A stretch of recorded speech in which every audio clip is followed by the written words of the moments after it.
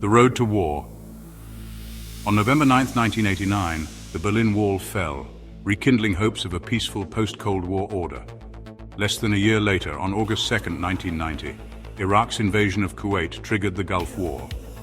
While US-led forces liberated Kuwait by February 28, 1991, Europe witnessed Germany's formal reunification on October 3, 1990, and on June 12, 1991, Boris Yeltsin was elected president of Russia. By July 1st, the Warsaw Pact was dissolved, seemingly consigning the old East-West divide to history. But on August 19, 1991, hardliners in the Soviet Union known as the Gang of Eight, led by KGB chief Vladimir Khrushchev, staged a coup. Gorbachev was detained in Crimea, Vice President Gennady Yanev was proclaimed head of state, and Yeltsin was briefly arrested at his dacha. Mass protests erupted in Moscow but lacked cohesive leadership and were brutally suppressed. In the Baltic states, Soviet forces occupied strategic sites, prompting violent resistance. After casualties and US condemnation, they retreated. Estonia, Latvia, and Lithuania declared independence and applied for NATO membership.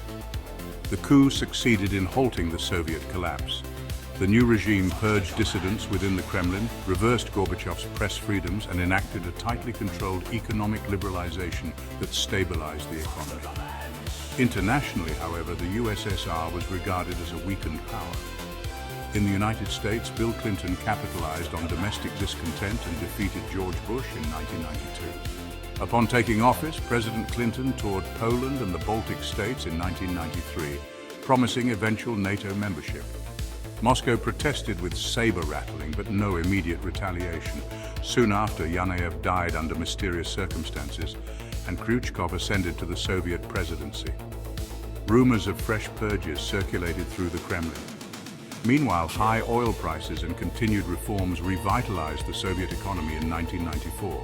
Flush with petrodollars, Khrushchev launched sweeping reforms of the Red Army, upgrading training, tactics, and hardware, and narrowed the quality gap with NATO forces. In 1995, Khrushchev denounced the Baltics' independence as a CIA plot. Washington dismissed it as rhetoric, yet he was preparing for more aggressive steps. On May 9, 1996, at dawn, Soviet tanks rolled into Estonia, Latvia, and Lithuania under the pretext of defending Russian minorities and restoring Soviet integrity. The unexpectedly swift conquest met only muted US protest. The Baltic capitals fell within a week, though guerrilla resistance began immediately. Soviet troops massed along the borders of Poland and Finland, and the UN, thwarted by Moscow's veto, could only condemn the invasion in words. The incursion coincided with the US presidential primaries. Conservative ex-Marine Lieutenant General Harvey West framed Bill Clinton's response as feeble and captured the Republican nomination. In November 1996, West narrowly defeated the incumbent President Clinton on a pledge to stand firm against Soviet aggression. 1997, President West wasted no time. He bolstered US forces in Germany with additional divisions and tactical nukes, and dispatched the new USS Harry S. Truman carrier strike group into the Baltic Sea, a confrontation Khrushchev deemed a direct threat. Convinced the US aimed to pull Poland into NATO, Moscow orchestrated pro-Soviet riots in Warsaw. When Poland's government cracked down, Soviet forces invaded under the guise of protecting civilians. US aircraft and cruise missiles pounded the advancing columns, and Soviet jets retaliated by striking US bases in the UK, Germany, and Turkey, bringing NATO into open conflict. Soviet armor pressed toward the Oder River. NATO agreed to a multinational ground operation in Poland, and US troops streamed into Eastern Europe from Germany into Poland, the Czech Republic, Slovakia, Hungary, and Romania. The Baltic Sea became a contested arena as the Truman's carrier air wing skirmished with the Soviet Baltic Fleet out of Kaliningrad. Sweden, pressured to grant US forces access to Gotland, initially refused, citing neutrality. West sent the cruiser USS San Jacinto anyway. After days of naval and air clashes, Stockholm agreed to a ceasefire, allowing US landings in Sweden's south. Moscow, outraged, deemed Sweden de facto hostile and struck first. Airstrikes on US and Swedish targets, tank advances into northern Finland towards Sweden's Arctic border, airborne drops near Stockholm, and a naval push into the archipelago. In weeks of fighting, US and Swedish units held the west coast and pockets around Stockholm, while Soviet forces controlled most of the country. The Truman was badly damaged by Soviet submarines and limped into Stockholm harbor. The Baltic Sea fell under Soviet influence, and the Soviet Northern Fleet moved south to interdict Western supply lines, engaging the Royal Navy off Britain. 1998. While Europe burned, conflict flared in the Middle East. Hezbollah drove the IDF from southern Lebanon, and Syria's Hafez al-Assad tried to seize the Golan Heights. Israel's counterattack threatened Damascus. Desperate, al-Assad deployed chemical weapons. Backed by Iranian and Soviet air and naval support, Syrian forces overran northern Israel. Jerusalem appealed to Washington, but West, preoccupied with Europe, delayed. Israel, feeling abandoned, launched tactical nuclear strikes on Syrian units, halting the offensive. In the US, West instituted a massive draft. Cities saw both surges of patriotic enlistment and violent anti-draft demonstrations. By year's end, 500,000 new soldiers were raised, mostly light infantry equipped from older stocks. On Europe's front, NATO air and ground power began to grind down Soviet forces. But as the Red Army faltered, Khrushchev ordered limited tactical nuclear strikes on NATO concentrations in Poland, Sweden, and elsewhere. NATO retaliated in kind. Military points gave way to civilian targets as escalation mounted. Cities, ports, and infrastructure were decimated. The electromagnetic pulses from nuclear blasts shattered communications across Europe and North America, triggering mass civil unrest in the US. Some states denounced the president. Rumors swirled of rogue elements aiding secessionist regions. Believing the West on its knees, Moscow renewed offensive plans.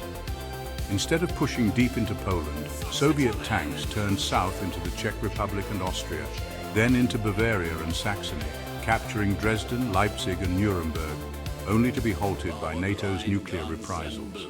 By year's end, West's drafted reinforcements finally reached Europe. The Soviets struck the vulnerable transport convoys at sea and in the air. After weeks of bitter fighting, the US destroyed the Soviet surface fleet but suffered crippling losses. American forces were stranded in Europe, unable to reinforce or withdraw. 1999. That winter was Europe's coldest in memory. Civilian casualties reached staggering levels as famine set in. Supply lines and markets collapsed, shipping ground to a halt, and fuel vanished. With spring, epidemics of typhoid, cholera, and plague spread across the continent and the globe. By year's end, half the world's population lay dead. On the shattered battlefields, regular armies broke down into armed enclaves surviving off local resources. Complex weapons ran out of ammunition, tanks rusted in muddy fields, militias formed from remnants of armies and civilians, some siding with NATO, others with Moscow, and some fighting all outsiders.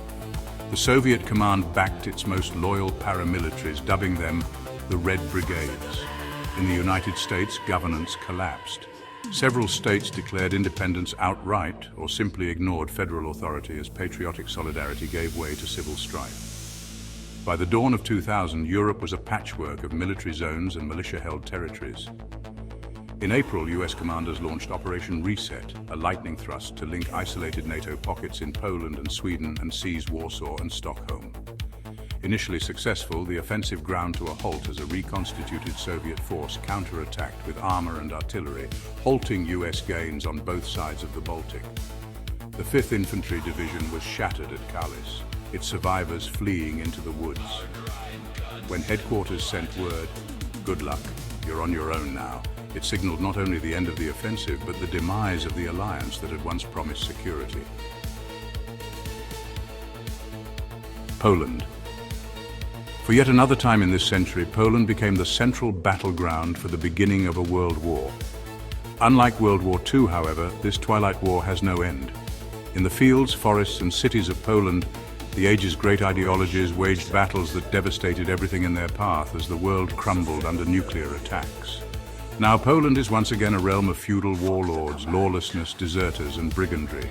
Here, where war seems fecund and bent to seed, civilization died and was buried. Petty tyrants and devastated military units crawl across a landscape pockmarked by modern war, each simply trying to survive in the shadow of a world they can now only remember. The Soviet push into Poland was slowed only by NATO air superiority. but the quick capture of civilian areas halted bombings early in some areas. That, coupled with the time it took NATO and more importantly America to bring sufficient armored forces to bear, left most of Poland in Soviet hands. The West came back strong, however, and the eventual use of nuclear weapons later in the war cut Soviet supply lines. Now the fractured Soviet army still outnumbers NATO elements, but no one can be said to have won. Krakow. The free city of Krakow, a name every soldier in Poland has heard. More fairy tale than truth, surely. A city with working electricity, police, a market, safety. For most American GIs, it might as well be Narnia, but that doesn't mean they aren't curious. Like all stories, the free city of Krakow is both more and less than its tellers communicate. It is indeed a free Polish city, but one where various factions vie for power in the shadows, and an uneasy peace could turn into war at any moment. In many ways, the environment is like that of Cold War Berlin. Only Krakow's lights do not reliably turn on. Its population is less than half the pre-war level, and espionage agents might work for local drug runners as easily as Queen and Country. Yet it is real. A semi-functioning city and a continent seemingly devoid of the great heights it once achieved. Where Potsdamer Platz disappeared in atomic fire, where Trafalgar Square was painted with the blood of martyrs, where the Eiffel Tower is a black skeletal shard against a city without lights, Krakow is something of a miracle. Whatever dangers lie within her ancient heart can surely be no worse than the open road, the deep forests, and the constant mire of disorganized war. Surely it must be better, right?